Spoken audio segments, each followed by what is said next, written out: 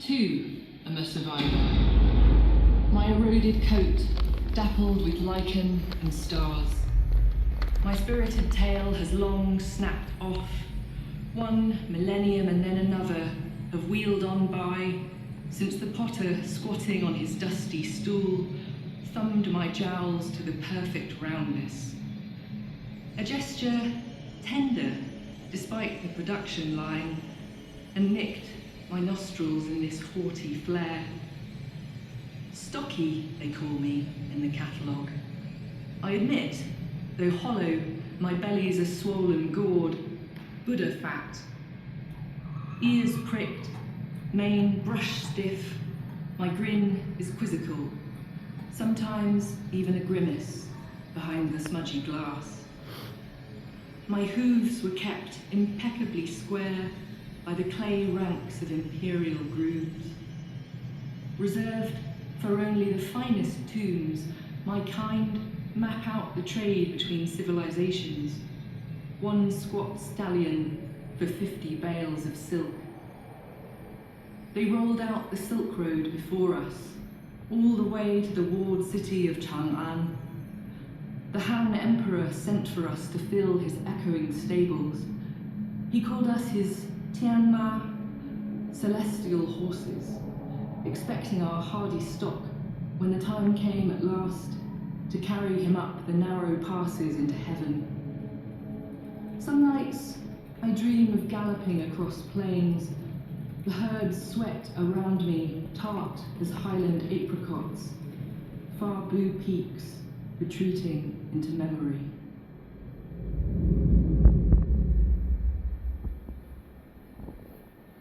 Far blue peaks retreating into memory, as wizened cedars twist against a glaze of sky. A pagoda perched on a lonely outcrop, where a scholar might withdraw to think, or dream, perhaps, of cicadas thrumming in the misty branches, singing of past lives as long-sleeved concubines or frustrated literati. These painted scenes of oriental whimsy that I bear might catch the gaze of a well-heeled visiting gent, but are studiously blank to these lily-fingered daughters of the prosperous Liverpool merchant, as they learn to pour this steaming yet exotic brew that measures everything from empire's extent to the charms of fashionable girlhood, while always glancing coyly from the corner of an eye.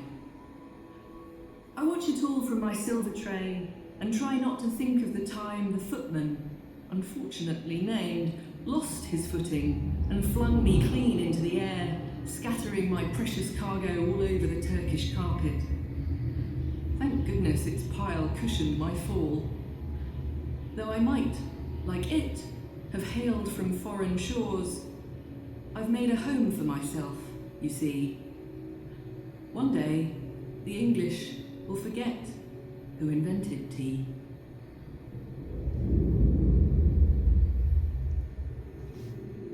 The English will forget who invented tea.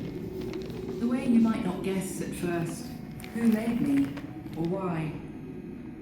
The riddle of my origins begins on a spinning wheel in Fujian and ends across 2 continents with a silversmith in Restoration London. I was made in a kiln's stark flame, feeling the translucent glaze harden at my lip. Once cool, I was ready for the kiss of alcohol. On summer evenings between friends, I brimmed with rice wine, no less refined than my own pure moon. This white the Chinese call de Hua, but you might know as Blanc de Chine. Some twists in my provenance are lost even to me.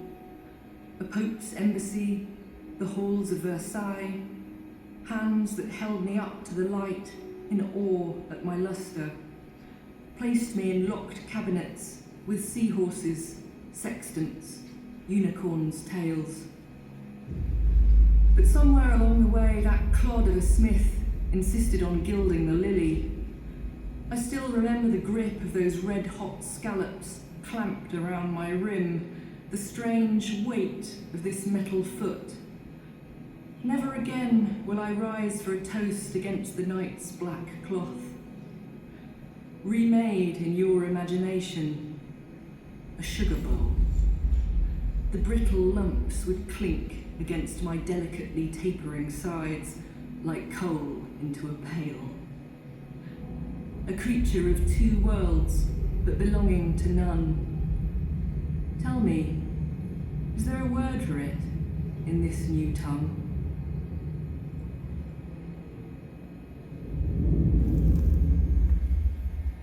Is there a word for it in this new tongue?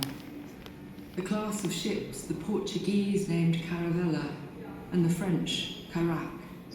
Swift 3 or 4 masters, they were crack to the Dutch, whose guttural pitch I first heard from the sailors who loaded us up in our straw-stuffed crates.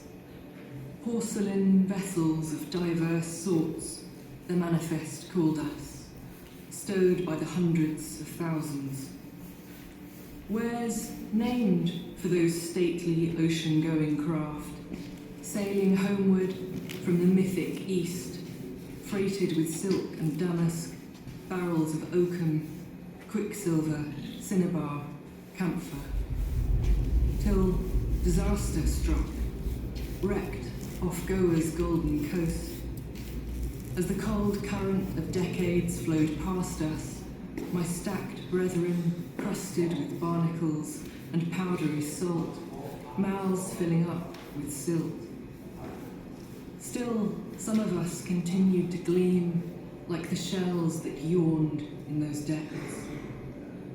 Dredged up from the dark, they pieced my fragments back to wholeness, masked each crack with filler and skill. At last, I came to rest in this museum, a heavy Victorian vitrine whose subtly distorting glass recalled the light filtering through underwater weeds. That night in the Blitz was my last near escape. Nothing like the kiln's clarifying flames. That fire was something else. Ranks of precious artifacts blasted into tinder, their cases smashed, rare specimens reduced to scattered feathers, shards of wired bone. In the aquarium, fish boiled in their tanks or swilled down drains. The model fishing boats went up in smoke. I've seen what it takes to cradle a wreck back to the light. Leaving the fractures for all to see, they rebuilt this place. From the other side of ruin, we found safe passage.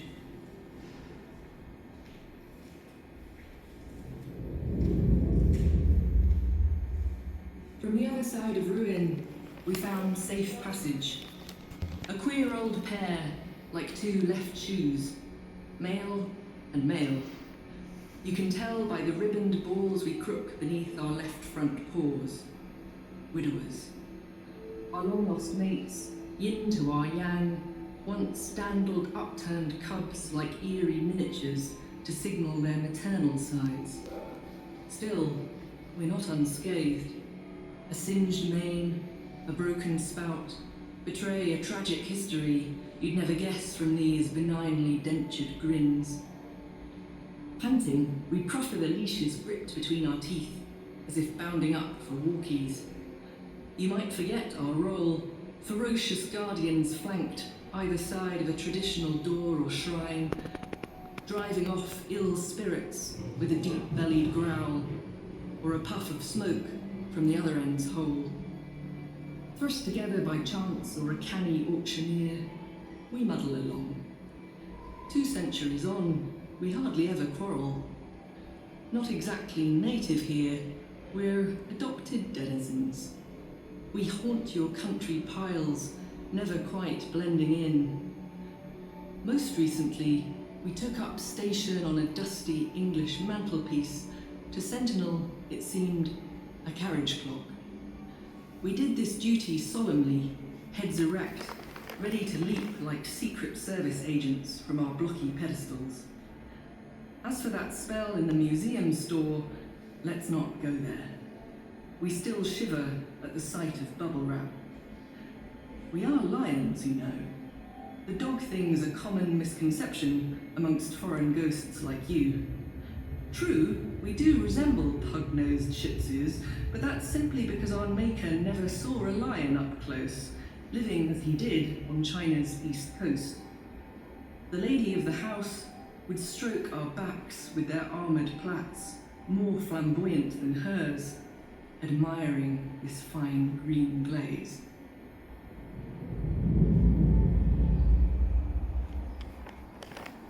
Admiring this fine green glaze might bring to mind a lichened mountain pine, undertones of grey and jade ringed like tiny moons along its darker side. Or the travellers among you might think of a desert thistle, its pale spines picked out by starlight and by camels bound in caravans, scenting hidden veins of green across the empty sand. Once upon a time, dishes of my shade were known as celadon, named for a shepherd in a French romance sporting grey-green ribbons. Others say it's a garbled echo of Saladin, who 1,000 years ago dispatched 40 greenware pieces fired in distant China as a gift for the Sultan of Syria. Later, the Ottomans prized us at imperial banquets, since in the presence of poison's slightest drop, it was said such vessels would begin to sweat or split apart with a terrible crack. I remember the pomegranates that bled their ruby drops across my face, the heads that rolled. Thanks to my vigilance, the Sultan outlived every single meal, until the Silk Road's midnight thistle trail led me deeper west. I, too, am a survivor.